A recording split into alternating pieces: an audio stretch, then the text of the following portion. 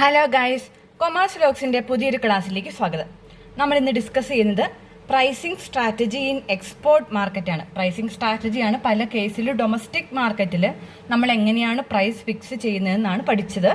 ഇനി നമ്മൾ എക്സ്പോർട്ട് മാർക്കറ്റിൽ എന്തിൻ്റെയൊക്കെ ബേസിലായിരിക്കും പ്രൈസ് ഫിക്സ് ചെയ്യുക എന്നാണ് പഠിക്കുന്നത്. ഓക്കെ,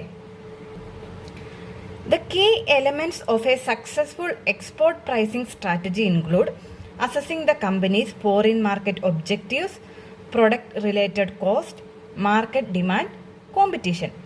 4 കാര്യങ്ങളെ അടിസ്ഥാനമാക്കിയാണ് നമ്മൾ എക്സ്പോർട്ടിൻ്റെ പ്രൈസ് ഫിക്സ് ചെയ്യുന്നത്. എന്തൊക്കെയാണ്? നമ്മുടെ ഫോറിൻ മാർക്കറ്റ് ഒബ്ജക്റ്റീവ്സ് എന്താണ്, പിന്നെ പ്രൊഡക്റ്റ് ഉണ്ടാക്കാൻ എത്ര കോസ്റ്റ് വരും, ഫോറിൻ മാർക്കറ്റിൻ്റെ ഡിമാൻഡ് എങ്ങനെയാണ്, കോമ്പറ്റീഷൻ എങ്ങനെയാണെന്ന് നമുക്ക് ഓരോന്നും ഡീറ്റെയിൽ ആയിട്ട് നോക്കാം. First, foreign market objectives. An important aspect of the company's pricing strategy is the determination of market objectives. For example, the objective may be whether the company is attempting to penetrate a new market, seeking long-term market growth, or looking for an outlet for surplus production or outdated products. എന്തൊക്കെയായിരിക്കാം ഒരു കമ്പനിയുടെ foreign market objectives? ഒന്നെങ്കിൽ കമ്പനിക്ക് foreign market capture ചെയ്തേ പറ്റൂ.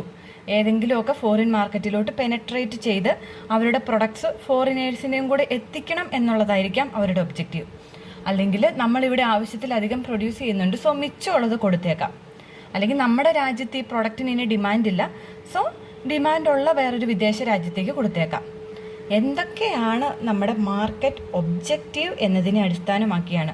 ഇപ്പം നമ്മുടെ surplus പ്രൊഡക്റ്റാണ് കൊടുക്കുന്നതെങ്കിൽ നമുക്ക് അത്യാവശ്യം കാശ് കിട്ടുന്ന രീതിയിൽ, നമുക്കൊരു ലോങ് ടേം ആയിട്ട് നമ്മൾ ഫോറിൻ മാർക്കറ്റ് ഉപയോഗിക്കാൻ ആഗ്രഹിക്കുന്നില്ലാത്തത് കൊണ്ട് നമുക്ക് അത്യാവശ്യം സർപ്ലസ് കിട്ടുന്ന രീതിയിൽ പ്രൈസ് ഫിക്സ് ചെയ്യാം.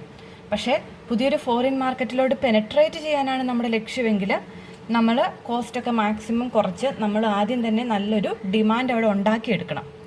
സോ ഇത്തരം കാര്യങ്ങൾ പ്രൈസിങ്ങിനെ അഫക്റ്റ് ചെയ്യും. Marketing and pricing objectives may be generalized or tailored to particular foreign markets. For example, marketing objectives for sales to a developing nation, where per capita income may be 1/10 of that in the United States, necessarily differs from marketing objectives for sales to Europe or Japan. അതുപോലെ തന്നെ നമ്മുടെ ഏത് രാജ്യത്തേക്കാണോ നമ്മൾ export ചെയ്യാൻ ഉദ്ദേശിക്കുന്നത് ആ രാജ്യത്തിൻ്റെ per capita ഇൻകവും ആ ഒരു നമ്മുടെ ഒരു മാർക്കറ്റിംഗ് ഒബ്ജക്റ്റീവിൻ്റെ കോസ്റ്റിനെയും ഒക്കെ ഇൻഫ്ലുവൻസ് ചെയ്യും. ആ ഒരു ഫാക്ടറൂടെ കൺസിഡർ ചെയ്തിട്ട് വേണം പ്രൈസ് ഫിക്സ് ചെയ്യാൻ. ഓക്കെ, അങ്ങനെയാണ് ഫോറിൻ മാർക്കറ്റ് ഒബ്ജക്റ്റീവ്. നമ്മുടെ ഒബ്ജക്റ്റീവ് ലോങ് ടേം ആണോ ഷോർട്ട് ടേം ആണോ എന്നതിനെ അനുസരിച്ച് പ്രൈസിൽ മാറ്റങ്ങൾ വരുത്തും. അടുത്തത് കോസ്റ്റ്. ഉറപ്പായിട്ട് ഒരു പ്രൊഡക്റ്റിന് എത്ര ചിലവാകുന്നു എന്നതിനെ അടിസ്ഥാനമാക്കിയേ നമുക്ക് പ്രൈസ് ഫിക്സ് ചെയ്യാനായിട്ട് പറ്റുള്ളൂ. The actual cost of producing a product and bringing it to market is the key to determine if exporting is financially viable. നമ്മൾ ഉണ്ടാക്കുന്നതിനേക്കാളും വില കുറച്ച് ഫോറിൻ മാർക്കറ്റിൽ കൊടുത്തിട്ട് നമുക്കൊരു ലാഭം ഉണ്ടാക്കാമെന്നൊക്കെ പറയുന്നത് ശരിയല്ല. നമ്മളൊരു മിനിമം നമുക്കൊരു എമൗണ്ട് ഇങ്ങോട്ട് കിട്ടുന്ന രീതിയിൽ, ഒരു കോൺട്രിബ്യൂഷൻ കിട്ടുന്ന രീതിയിൽ മാത്രമേ പ്രൈസ് ഫിക്സ് ചെയ്യാൻ പാടുള്ളൂ. സോ 2 മെത്തേഡ്സാണ് ഫോറിൻ മാർക്കറ്റ് എക്സ്പ്ലോർ ചെയ്യുമ്പോൾ പൊതുവായിട്ട് യൂസ് ചെയ്യാറുള്ളത്. ഫസ്റ്റ് ആണ് cost plus method. Cost plus method നമ്മൾ ഓൾറെഡി പഠിച്ചു കഴിഞ്ഞു. Cost plus method is used when the exporter starts with the domestic manufacturing cost and adds administration, research and development, overhead, freight, forwarding, distributor margins, custom charges and profit. അതായത് നമ്മുടെ നാട്ടിൽ ഈ product ഉണ്ടാക്കാൻ എത്ര ചിലവാകുന്നു, ആ ചിലവിൻ്റെ കൂടെ എക്സ്പോർട്ട് ചെയ്യാനുള്ള additional ചിലവും കൂടെ ആഡ് ചെയ്ത് നമ്മൾ പ്രോഫിറ്റ് കിട്ടുന്ന രീതിയിൽ കാൽക്കുലേറ്റ് ചെയ്യുന്ന മെത്തേഡാണ് കോസ്റ്റ് പ്ലസ് മെത്തേഡ്.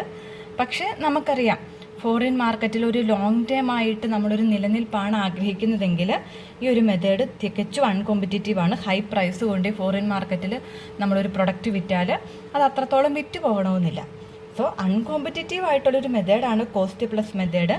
എന്നാലും നല്ല കാൽക്കുലേഷനൊന്നും അറിയത്തില്ലാതെ സാധാരണ ഒരു ബിസിനസ്മാൻ യൂഷ്വലി ഈ ഒരു മെത്തേഡ് യൂസ് ചെയ്യാറുണ്ട്. അതുപോലെ ഹൈലി ഡിമാൻഡഡ് ഒരു പ്രൊഡക്റ്റ് ആണെങ്കിൽ നമുക്ക് ഈ കോസ്റ്റ് പ്ലസ് മെത്തേഡ് യൂസ് ചെയ്യാവുന്നതാണ്. അല്ലാത്ത കേസിൽ പൊതുവെ കമ്പനികൾ ഉപയോഗിക്കുന്നതാണ് marginal cost pricing. Marginal cost pricing എക്സ്പോർട്ടിൻ്റെ കേസിൽ തന്നെ നമ്മൾ ഡിസ്കസ് ചെയ്തിട്ടുണ്ട് മാർജിനൽ കോസ്റ്റിങ്ങിൻ്റെ ചാപ്റ്ററിൽ. ഒരു പ്രൊഡക്റ്റിൽ നിന്ന് മാർജിനൽ കോസ്റ്റ് റിയലൈസ് ചെയ്യാൻ പറ്റുമോ, അതായത് മിനിമം 0 കോൺട്രിബ്യൂഷൻ എങ്കിലും, കോൺട്രിബ്യൂഷൻ എന്തെങ്കിലും കിട്ടുവാണെങ്കിൽ നല്ലത്, മിനിമം 0 കോൺട്രിബ്യൂഷൻ എങ്കിലും കിട്ടുന്ന രീതിയിൽ നമുക്ക് പ്രൊഡക്റ്റ് വിൽക്കാൻ പറ്റുമോ എന്ന് നോക്കുന്നതാണ് marginal cost pricing method. Okay, അപ്പോൾ നമ്മൾ എന്തൊക്കെ കാര്യങ്ങൾ നോക്കി? നമ്മുടെ മാർക്കറ്റ് ഒബ്ജക്റ്റീവ് എന്താണെന്ന് നോക്കി, കോസ്റ്റ് നോക്കി. ഇനി നമ്മൾ എന്താണ് നോക്കേണ്ടത്? മാർക്കറ്റ് ഡിമാൻഡ് എങ്ങനെയുണ്ടെന്ന്. For most customer goods per capita income is a good gauge of market's ability to pay. Some products create such a strong demand that even low per capita income will not affect their selling price. Simplifying the product to reduce its selling price may be an answer for the company in market with low per capita income. The company must also keep in mind that currency fluctuates may alter the affordability of its good. നമ്മുടെ പ്രൊഡക്റ്റിന് foreign മാർക്കറ്റിലെ demand എത്രയാണ്, അതിനെ base ചെയ്തിട്ടാണ് നമ്മൾ നമ്മുടെ പ്രൊഡക്റ്റിൻ്റെ price fix ചെയ്യേണ്ടത്. നല്ലൊരു demand ആണെങ്കിൽ നമുക്ക് ഹൈ പ്രൈസ് ചാർജ് ചെയ്യാം. ഇനി ഡിമാൻഡ് എന്ന് പറയുമ്പോൾ വെറുതെ നമ്മുടെ പ്രൊഡക്റ്റ് ആൾക്കാർ വാങ്ങുന്നുണ്ട് എന്നതിനെ നമുക്ക് അങ്ങനെ പറയാൻ പറ്റില്ല. നമ്മൾ പുതിയൊരു മാർക്കറ്റിലോട്ട് പോവുകയാണ്, അപ്പം നമ്മുടെ പ്രൊഡക്റ്റ് വാങ്ങുമോ ഇല്ലയോ എന്നറിയില്ല. സോ അങ്ങനെയുള്ള കേസിൽ നമ്മൾ എങ്ങനെയാണ് ഡിമാൻഡ് മെഷർ ചെയ്യുന്നത്? പെർ ക്യാപിറ്റ ഇൻകം വെച്ച്. നമ്മൾ ഇറക്കുന്ന പ്രൊഡക്റ്റ് വാങ്ങാനുള്ള കപ്പാസിറ്റി ആ നാട്ടിലെ ആളുകൾക്കുണ്ടോ?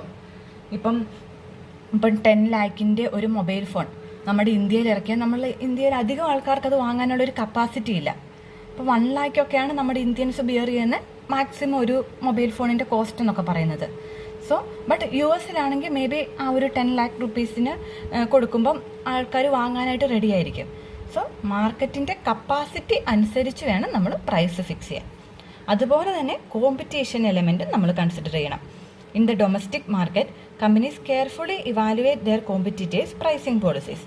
The company will also need to evaluate competitors' prices in each potential export market. If there are many competitors within the foreign market, the exporter may have to match the market price or even underprice the product or service for the sake of establishing a market share. നമ്മുടെ കോമ്പറ്റീറ്റേഴ്സിൻ്റെ, foreign മാർക്കറ്റിലെ കോമ്പറ്റീറ്റേഴ്സിൻ്റെ price എത്രയാണെന്ന് നോക്കി ഒന്നെങ്കിൽ അവരുടെ ഒപ്പം അല്ലെങ്കിൽ അവരുടേതിനേക്കാൾ കുറവായിട്ടുള്ള ഒരു price വേണം നമ്മൾ ചാർജ് ചെയ്യാൻ. അപ്പോൾ എന്തൊക്കെയാണ് എക്സ്പോർട്ട് പ്രൈസിങ്ങിൽ ഇൻഫ്ലുവൻസ് ചെയ്യുന്ന കാര്യങ്ങൾ? മാർക്കറ്റ് ഒബ്ജക്റ്റീവ്സ് എന്ന് പറയുമ്പോൾ ലോങ് ടേമിലോട്ടാണെങ്കിൽ ഇച്ചിരി സസ്റ്റെയിൻ ചെയ്യുന്ന ലോ പ്രൈസ് ചാർജ് ചെയ്യുക, ഷോർട്ട് ടേമിലോട്ടാണെങ്കിൽ ഹൈ പ്രോഫിറ്റ് കിട്ടുന്ന രീതിയിൽ ചാർജ് ചെയ്യുക. അടുത്ത് കോസ്റ്റ് ഓഫ് പ്രൊഡക്ഷൻ ഒന്നെങ്കിൽ കോസ്റ്റ് പ്ലസ് പ്രൈസിങ് മെത്തേഡിൽ ചാർജ് ചെയ്യാം. അത് അൺകോമ്പറ്റീറ്റീവ് ആണ്. അത് നമുക്ക് ഷോർട്ട് ടൈമിലൊക്കെ ആണെങ്കിൽ യൂസ് ചെയ്യാവുന്നതാണ്. മാർജിനൽ കോസ്റ്റിംഗ് ആണ് കോമൺലി യൂസ് ചെയ്യുന്നത്. നമുക്കൊരു ലോങ് ടൈമിൽ ഒരു മാർക്കറ്റ് പിടിച്ച് നിൽക്കണമെങ്കിൽ മാർജിനൽ കോസ്റ്റിംഗ് ആണ് നല്ലത്. അതുപോലെ മാർക്കറ്റ് ഡിമാൻഡ്, നമ്മൾ ചാർജ് ചെയ്യുന്ന പ്രൈസ് അഫോർഡ് ചെയ്യാനായിട്ട് ആ രാജ്യത്തെ കസ്റ്റമേഴ്സിന് പറ്റുമോ. അതുപോലെ കോമ്പറ്റീറ്റേഴ്സ് എത്രയാണ് ഈ ഒരു പ്രൊഡക്റ്റിന്മേൽ ചാർജ് ചെയ്യുന്ന പ്രൈസ്. ഓക്കെ, നമുക്ക് ഈ ഒരു എക്സ്പോർട്ടിൻ്റെ ഒരു പ്രോബ്ലം കൂടെ നോക്കാം. Following data are in respect of A firm manufacturing A single product four A particular period. അപ്പം ഡൊമസ്റ്റിക്കിൻ്റെ ഇൻഫർമേഷനാണ് ആദ്യം തന്നിരിക്കുന്നത്. സെയിൽസ് എത്രയാണ്? 20,000 യൂണിറ്റ്സ് ആണ് വിൽക്കുന്നത്.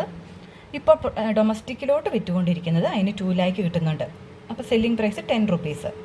ഇനി കോസ്റ്റ് ഓഫ് പ്രൊഡക്ഷൻ, ഈ 20,000 യൂണിറ്റ്സ് ഉണ്ടാക്കാൻ വേണ്ടി 1,20,000 റുപ്പീസാണ് നമുക്ക് ചിലവാകുന്നത്. അതിനു വേണ്ടിയുള്ള സെല്ലിംഗ് ആൻഡ് ഡിസ്ട്രിബ്യൂഷൻ എക്സ്പെൻസുകൾ 30,000 ആണ്. ഇത്രയാണ് നമ്മുടെ ചിലവ്. 2 ലാഖ് നമുക്ക് കിട്ടും. ഓക്കെ, ഇനി മാക്സിമം കപ്പാസിറ്റി എത്രയാണ്? 25,000 യൂണിറ്റ്സ് ആണ്. 20,000 യൂണിറ്റ്സ് പ്രൊഡ്യൂസ് ചെയ്യുന്നുള്ളൂ. 25,000 യൂണിറ്റ്സ് ആണ് ഫേമിൻ്റെ capacity. Fixed cost include in cost of production are ₹40,000. ഈ 1,20,000 40,000 ഫിക്സഡ് കോസ്റ്റാണ്. അപ്പോൾ വേരിയബിൾ എത്ര വരും? മിച്ചം 80,000 ആണ് വേരിയബിൾ വരുള്ളൂ. അതുപോലെ സെല്ലിംഗ് ആൻഡ് ഡിസ്ട്രിബ്യൂഷൻ എക്സ്പെൻസിൽ വേരിയബിൾ എന്ന് പറഞ്ഞാൽ 10% ഓഫ് സെയിൽസിൻ്റെ 10% എന്ന് പറഞ്ഞാൽ 20,000. 20,000 plus 20,000 plus packing expenses at 20 പൈസ പെർ യൂണിറ്റ്. അതായത് 0.2 ഇൻറ്റു 20,000 എത്ര വരും? 4,000. ഇതും വേരിയബിൾ കോസ്റ്റ് തന്നെയാണ്. അപ്പോൾ എത്ര വരും? 30,000 നിന്ന് 24,000 കുറച്ച്. ഓക്കെ, ഇത് രണ്ടും വേരിയബിൾ കോസ്റ്റ് ആട്ടോ. 6,000 ആണ് ഫിക്സഡ് കോസ്റ്റ് വരുന്നത്. ഇത് വേരിയബിൾ കോസ്റ്റ്. ക്ലിയർ ആയോ? അതായത് സെയിൽസ് 20,000 യൂണിറ്റ്സ് ആകുമ്പം സെല്ലിംഗ് പ്രൈസ് 2 lakh ആണ്. ടോട്ടൽ കോസ്റ്റ് ഓഫ് പ്രൊഡക്ഷൻ 1,20,000 ആണ്. അതിൽ 40,000 ഫിക്സഡും 80,000 വേരിയബിളുമാണ്. ടോട്ടൽ സെല്ലിംഗ് ആൻഡ് ഡിസ്ട്രിബ്യൂഷൻ 30,000 ആണ്. അതിൽ 24,000 വേരിയബിളും 6,000 ഫിക്സഡുമാണ്. ഓക്കെ, കപ്പാസിറ്റി 25,000 ആണ്. ഇത്രയും ഡീറ്റെയിൽസ് നമ്മുടെ കയ്യിലുണ്ട്. ഇനി an offer for purchase of 4,000 units is received from outside India. No sales commission is payable on such foreign order, but packing cost will be 80 paise per unit. What minimum price may be quoted for the foreign order? ഇപ്പോൾ selling expense വരുന്നില്ല, ഈ ഒരു selling expense വരുന്നില്ല. Packing expense 80 പൈസ per unit വരുന്നുണ്ട്. പിന്നെ നമ്മുടെ ആ ഒരു കോസ്റ്റ് ഓഫ് പ്രൊഡക്ഷനോ വരുന്നുള്ളൂ. അങ്ങനെയാണെങ്കിൽ നമ്മൾ എത്രയായിരിക്കും ചാർജ് ചെയ്യുന്ന മിനിമം പ്രൈസ്? ഇനി what should be the minimum price had the offer size between 8,000 units instead of 4,000 unit. 4,000 യൂണിറ്റ്സിന് പകരം 8,000 യൂണിറ്റ്സ് ആയാൽ എത്രയായിരിക്കും മിനിമം പ്രൈസ്? 8,000 യൂണിറ്റ്സ് വരുമ്പോൾ നമ്മുടെ കപ്പാസിറ്റി 5,000 യൂണിറ്റ്സ് കൂടെ എക്സ്ട്രാ പ്രൊഡ്യൂസ് ചെയ്യാനേ ഉള്ളൂ. ഇത് അതിലും കൂടുതലാണ്. സോ ആ ഒരു എലമെൻറ്റും കൂടെ നമ്മളിവിടെ കൺസിഡർ ചെയ്യണം. ഓക്കെ, എനിവേ നമുക്ക് തന്നിരിക്കുന്ന ഇൻഫർമേഷൻ വെച്ചിട്ട് നമുക്ക് കോൺട്രിബ്യൂഷൻ കണ്ടുപിടിക്കാം. സെയിൽസ് 2 lakh ആണ്. സെയിൽസ് എത്രയാണ്? സെയിൽസ് എന്ന് പറയുന്നത് 2 lakh ആണ്. സെയിൽസിൽ നിന്നും വേരിയബിൾ കോസ്റ്റ് കുറയ്ക്കണം. അപ്പോൾ കോസ്റ്റ് ഓഫ് പ്രൊഡക്ഷനിലെ variable cost 80,000, selling and distribution 20,000, packing expense 4,000. ഇതെല്ലാം കൂടെ കുറച്ച് കഴിയുമ്പം 1,04,000 ആണ് ടോട്ടൽ വേരിയബിൾ കോസ്റ്റ്. അത് കുറച്ചിട്ട് 96,000 ആണ് നമ്മുടെ കോൺട്രിബ്യൂഷൻ.